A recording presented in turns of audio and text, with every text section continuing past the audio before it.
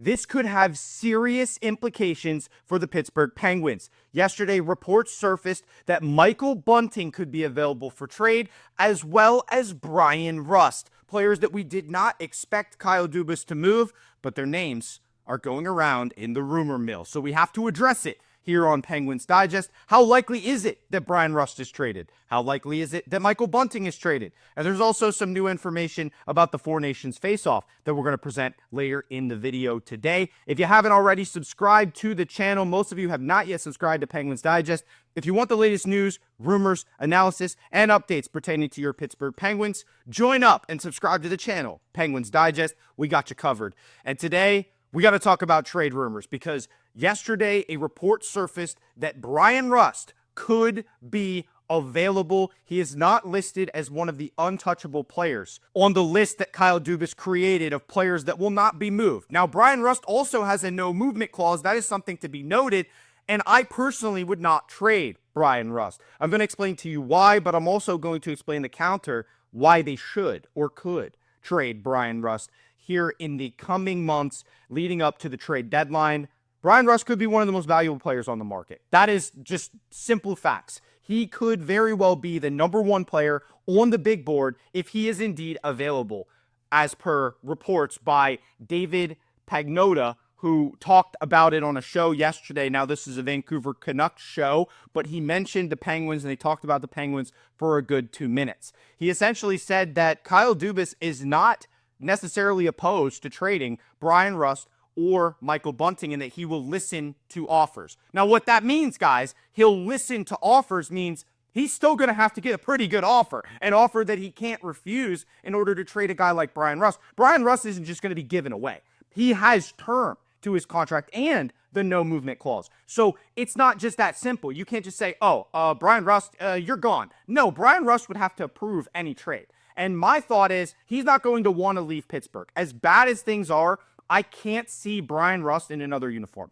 When I think back to Kris Kunitz, one of Sidney Crosby's best line makes of all time, he went to Tampa Bay. We didn't expect that to happen, but towards the end of his career, he was traded, okay? Started his career with Anaheim, then he was a Penguin, and then he went to Tampa Bay. Not a guy you're going to see in one uniform. Now, Jake Guentzel comes along. Sidney Crosby's number one guy, his star line mate, his all-star player on his side. And then he gets traded at the deadline. Well, we weren't willing to pay him. That's the problem. With Bryan Rust, neither of those are concerns. He's not towards the end of his career. Okay, he's still in the prime of his career, really. And he has a decent contract that he recently signed. He signed a 6-year deal with the Penguins. He's signed for quite some time yet, for multiple more years. So the team control and the affordable cap hit is what makes him one of the most valuable pieces on the market if he is indeed traded.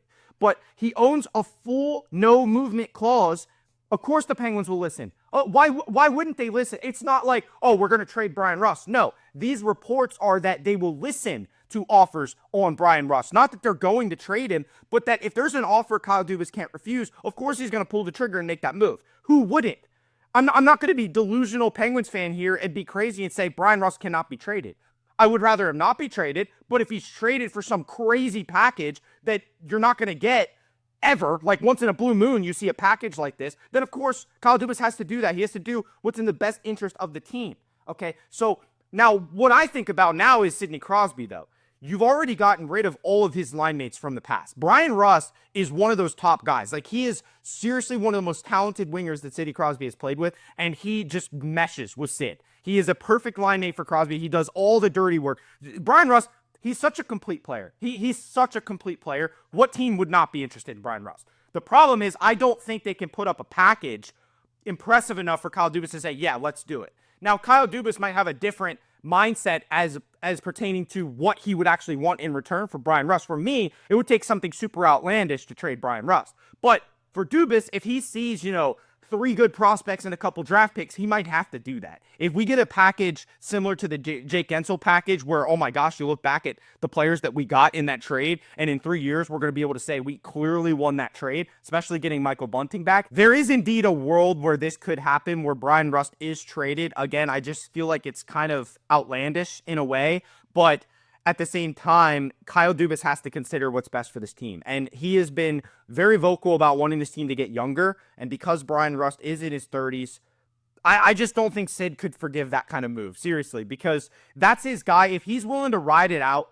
and sink with this ship that is the Pittsburgh Penguins right now, as bad as they had been, Bryan Rust, keeping him is the least they can do. Seriously, the least they can do. If you break up Crosby and Rust, after all that Sid has done for this organization, the least you can do is keep him happy. Even if we're not winning hockey games, Bryan Rust needs to stay here. Bryan Rust needs to be a Penguin, and if he's traded, again, I don't think Sid can forgive that because of all the players he's had to go through over the years. Like, every time that he finds a line mate that he really likes, that he has chemistry with, they're gone.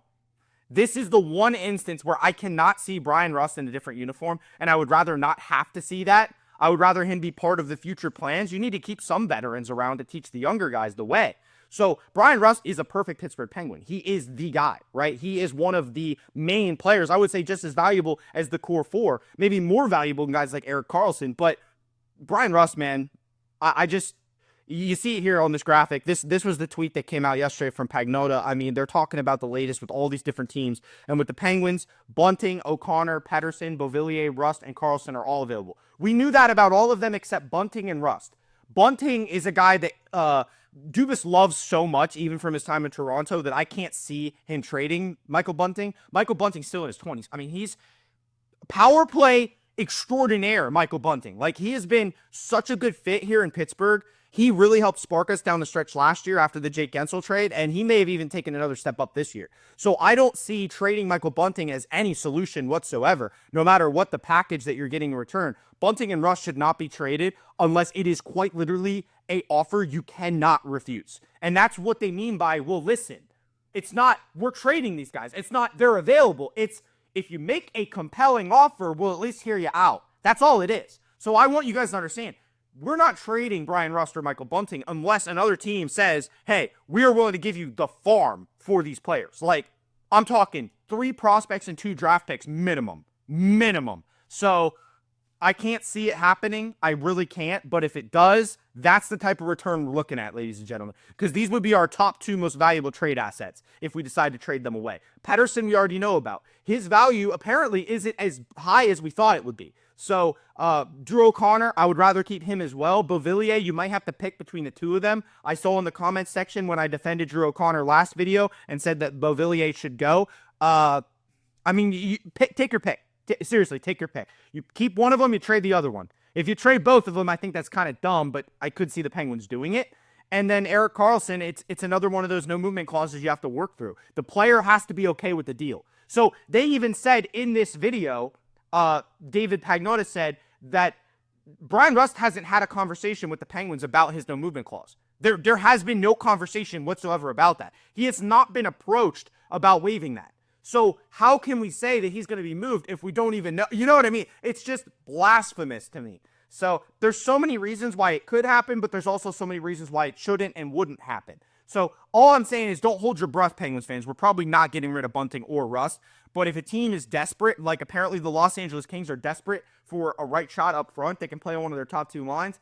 If they want Bryan Rust that bad, they better pay up. I mean, we better be getting LaFerriere out of that deal. That's all I'm saying. Because, man, I think if they put a package together with LaFerriere, a defenseman, and Clark that I just saw a bunch of reports about, 21-year-old former first-round pick that has been struggling and getting less minutes played, and then maybe, a couple draft picks, another prospect that's in the AHL, that's a compelling offer. I would say that qualifies as a compelling offer. Looking at what LaFerriere brings to the table, what Clark brings to the table, I'm gonna make a mock trade for that. Actually, I didn't think about it till just now, but in the next video, I might very well have a mock trade. Penguins and Kings in a hypothetical instance that Bryan Rust is traded. I'm going to show you guys what the return could look like, just so that you know where we stand on Bryan Rust. But overall, I just wanted to kind of squash those rumors because there's a lot that would have to happen for Bryan Rust or Michael Bunting to be traded. Between the 2, if I have to pick which one's more likely to be traded, I would honestly say Michael Bunting, just because I prioritize keeping Sid happy. And I don't think Bryan Rust being traded is the correct answer in that instance for Kyle Dubas. As much as he would like to get those assets in return, I don't think a team's going to make an offer that good for Bryan Rust that we would have to say yes. Whereas Michael Bunting, who wants him, right? Like, think about the different options for teams that could make a trade like this. It's not a long list. It's not a long list because you have to have the prospects, you have to have the draft capital, and you have to have the willingness to need a player exactly like him that fits the mold, that can go right into your lineup, plug and play, and score on your power play. That's what Michael Bunting does. He's going to be a second-line player, and he's going to get a ton of power play minutes, and he's going to score goals. Whereas Bryan Rust, he's a do-it-all guy. You could kill penalties with him. You could put him on the power play. He knows how to get to the front of the net. He has a great shot. He can set up his teammate. Like, everything about Bryan Rust's game, I think he's more valuable than Michael Bunting. Bunting's a little bit younger, having a great year. Hey, either one could be traded for the right price.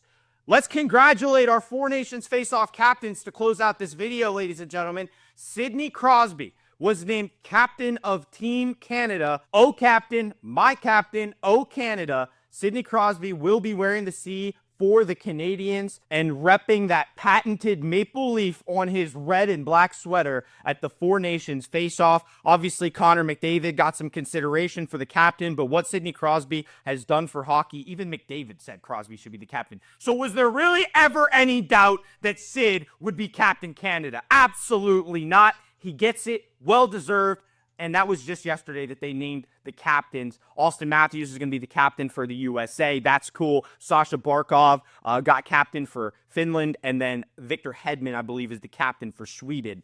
But Erik Karlsson was named the alternate captain for Sweden. So that's something worth mentioning as well. Erik Karlsson getting to wear an A on his sweater for the Four Nations Face-Off. A guy that's, hey, probably one of the best players out of Sweden. You know, you think about the prime of Karlsson's career when he played with the Ottawa Senators. That dude was absolutely ridiculous. And that's the Karlsson I kind of thought we would get a spitting image of when he came to Pittsburgh. I understand age does play a factor in that kind of regression, but Erik Karlsson, man, he is a top-tier defenseman when he's at his best and on his game and playing for Sweden. That's where he belongs, man. He is one of those cornerstone players for Sweden on all their national teams. He deserves to wear the A, regardless of how he's played in Pittsburgh. He's actually been picking it up a lot lately. So Erik Karlsson, well-deserved, getting the A on his sweater. And those are the guys that we're going to see representing Pittsburgh. There's some other ones as well. We'll do a video about the Four Nations Face-Off after the NHL season has actually gone into pause because we're literally stopping the season to do the Four Nations Face-Off, which I'm very excited about, by the way. Guys, it's coming up. We are a couple weeks away from the Four Nations Face-Off. I couldn't be more excited. Team USA, Team Canada, Team Finland, Team Sweden. It's going to be so awesome, and I get to cover it